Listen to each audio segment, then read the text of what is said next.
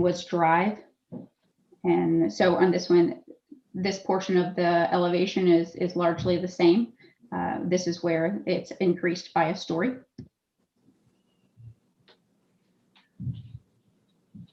And this is that revised elevation to remove a good bit of that fenestration. And again, you're not able to identify it here, but this elevation has moved back toward Peachtree Boulevard some from the original request.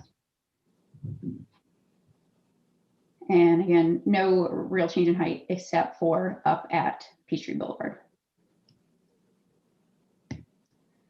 These are some existing conditions and views of adjacent properties taken by staff in the recent times.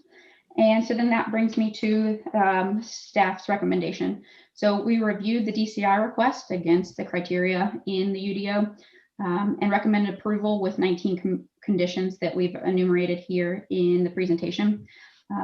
It includes some conditions that may require some adjustments to the site plan, different parking lot treatments, alternate noise and light requirements to attenuate some of the noise from the parking deck, and requires that the 40-foot buffer remain in place to deny that, except where that 40-foot buffer is accomplished through the NR1 lot.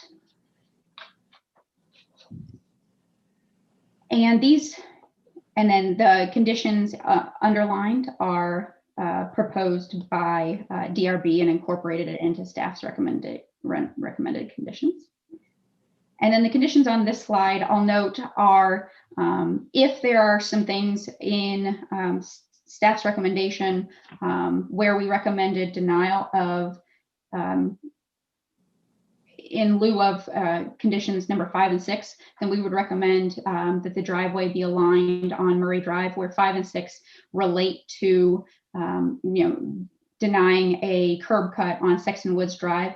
Alternatively, if City Council wanted to allow that driveway, then we've got some conditions that address that, an alignment with Murray Drive, and an access easement to allow a future connection to the Parkview on Peachtree Phase 2. And then if council does wish to approve the buffer reduction, we have the recommendation there that there be a deed restriction on that property because it can't be combined and incorporated and conditioned that way, that we would recommend that there be a deed restriction, that it always would be maintained as a buffer between those commercial properties and the residential to the north.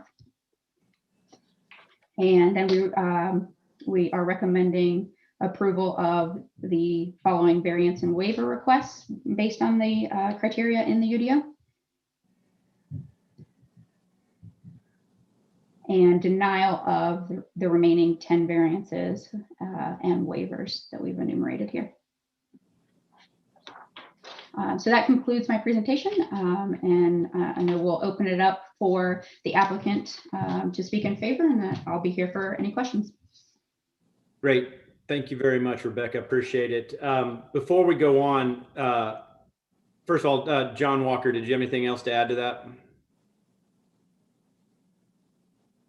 Apparently not. Okay, so then the next thing, during COVID, we have been running the work session portion of the public hearing items on the agenda concurrently. We did that in order to be able to move, bodies through our council chambers, and to limit the exposure we may have between different groups with each other. Tonight, we're going to go back to the way we've done things in the past. We will have the public hearing, then we will close the public hearing, then we will go into our regular council work session agenda. The other thing I wanted to note, Leslie, welcome. We're glad to see your face. I was going to say earlier, and I failed to mention, Leslie has been on our call the entire time, but I had gotten word that there were some technical difficulties with her being able to log in with video. But Leslie has been here listening to this, and welcome, Leslie, with your face there. We're glad to see you. Yep.